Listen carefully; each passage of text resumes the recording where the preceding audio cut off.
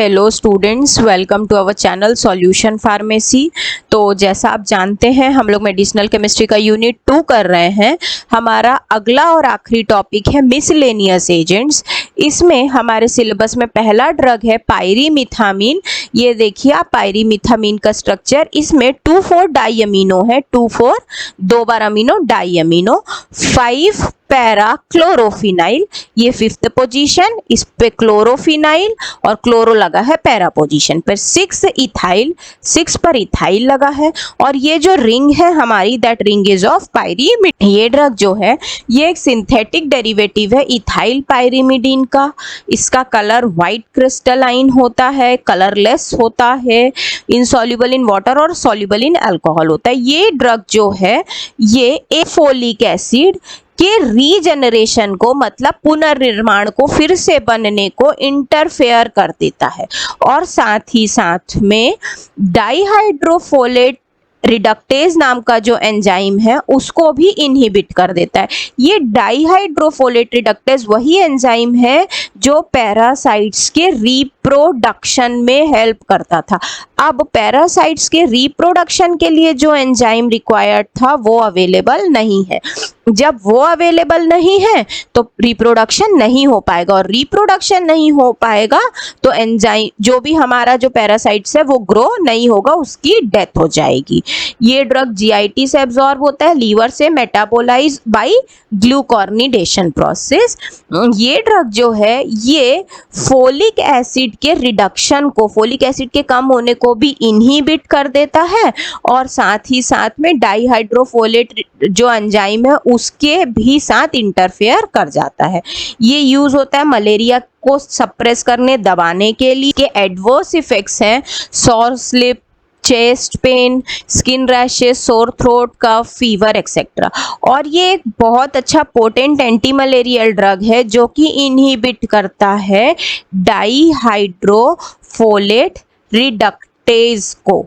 तो इस प्रकार से ये पहला मिसलेनियस कैटेगरी का ड्रग हुआ। नेक्स्ट ड्रग है हमारा आर्टिस्यूनेट। ये देखिए ये आर्टिस्यूनेट का स्ट्रक्चर है, इसका और एक नाम है एस्यूनेट। ये एक सेमी सिंथेटिक डेरिवेटिव है आर्टिमिसनिन का। ये fine white, of white crystalline powder है, वाटर में सॉल्युबल है और पुअरली स्टेबल एक्वा सॉल्यूशन ये प्रिपेयर करता है।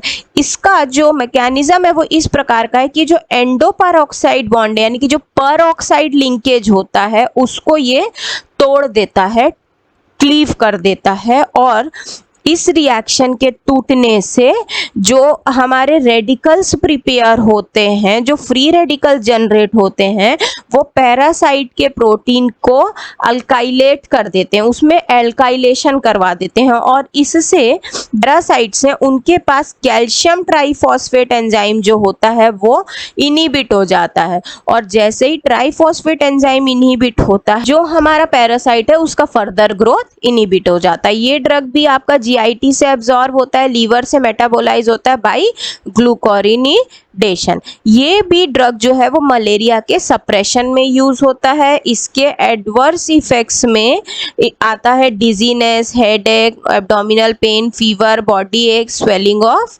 लीवर। इसके बाद नेक्स्ट जो है हमारा दैट इज आर्थिमिथर। आर्थिमिथर जो ये उसका स्ट्रक्चर देखिए, इसका और एक नाम है लेरीथर। ये fine white, almost white crystalline powder है, वाटर में सॉल्युबल है, लिपिड में भी सॉल्युबल है। इसका एक्वा सॉल्यूशन जो है वो पुअरली स्टेबल होता है। अब इसका मैकेनिज्म किस प्रकार का है, तो ये हमारे हीमोग्लोबिन के पास जो हीम पिगमेंट होता है, मतलब जो फेरस यानी आयरन कंटेनिंग पिगमेंट होता है, उसके साथ ये इंटरैक्ट होता है।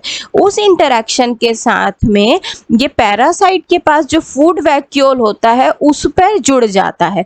इस जुड़ाव से एक साइटोटॉक्सिक यानी कि एक टॉक्सिक स्पीशी जनरेट होती है, और ये टॉक्सिक स्पीशी जो है वो पैरासाइट को खा जाती है, यानी कि उसको फूड ना देकर के पैरासाइट को अपना फूड बना लेती है और उस पैरासाइट को वो किल कर देती है। ये ड्रग भी आपका जीआईटी से एब्जॉर्ब होता है और लीवर से मेटाबोलाइज होता है। Similar well closed air tight container ही इसका स्टोरेज है। बाद ये एंटी मलेरियल ड्रग की तरह यूज होता है। एडवर्स इफेक्ट्स में चिल, डिजी, नोजिया, वॉमिटिंग, मसल पेन और स्लीप डिसऑर्डर इसके साइड इफेक्ट्स हैं।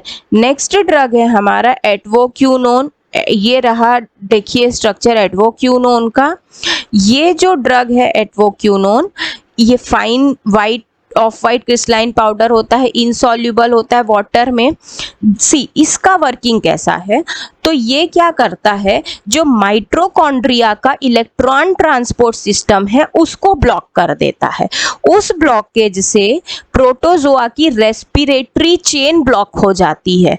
अब प्रोटोजोआ सांस नहीं ले पा रहा, उसको रेस्पिरेशन करते नहीं बन रहा। नाउ जो पिरिमिडीन है उसके सिंथेसिस को भी रोक देता है, उसके सिंथेसिस को भी इनहिबिट करता है। जैसे ही पिरिमिडीन की सिंथेसिस इनहिबिट होती है, डीएनए बनना बंद हो जाता है और अल्टीमेटली प्रोटोजोआ मर जाता है, प्रोटोजोआ की डेथ हो जाती है, बिकॉज उसको ना रेस्पिरेशन मिल रहा है, ना ही उसके डीएनए का और फर्दर सिंथेसिस हो रहा है। तो ये ड्रग भी जीआईटी से एब्जॉर्ब होती है और ये भी मलेरिया के सप्रेशन में यूज होती है। सेम एडवर्स इफेक्ट्स है, nausea, vomiting, stomach pain, constipation, headache, skin rashes. आपने एक चीज नोटिस की होगी स्टूडेंट्स, जो भी आपके मिसलेनियस कैटेगरी के ड्रग हैं वो सारे के सारे क्या कर रहे हैं, प्रोटोजोआ, पैरासाइट्स, इनके बेसिक नीड्स को फुलफिल नहीं होने दे रहे हैं। जैसे उनका रेस्पिरेशन रोक दिया, डीएनए सिंथेसिस रोक दिया, फूड वैक्यूल के साथ जुड़ के टॉक्सिसिटी प्रोड्यूस कर दी, इसके अलावा रिप्रोडक्शन एंजाइम को इनहिबिट कर दिया। तो आप इस तरह से अगर रिलेट रखेंगे तो आपके लिए इनके मैकेनिज्म को याद रखना थोड़ा इजी होगा। तो अल्टीमेटली जो मिसलेनियस है वो सब मलेरिया को दबाने में काम कर रहे हैं, सप्रेशन में काम कर रहे हैं, बिकॉज वो मलेरियल स्टेज डेवलप होने के पहले पैरासाइट, प्रोटोजोआ इसी कंडीशन में उस ऑर्गेनिज्म को किल कर रहे हैं, सो दैट मलेरिया कॉज ना हो पाए या मलेरिया डेवलप ना हो पाए। तो आई होप आपको ये कंटेंट समझ में आया होगा। अगर आपको हमारा ये नोट्स चाहिए हो तो प्लीज़ आप हमारा ऐप सॉल्यूशन फार्मेसी डाउनलोड कीजिए, वहाँ पर ये नोट्स अवेलेबल हैं। Till then, thank you so much.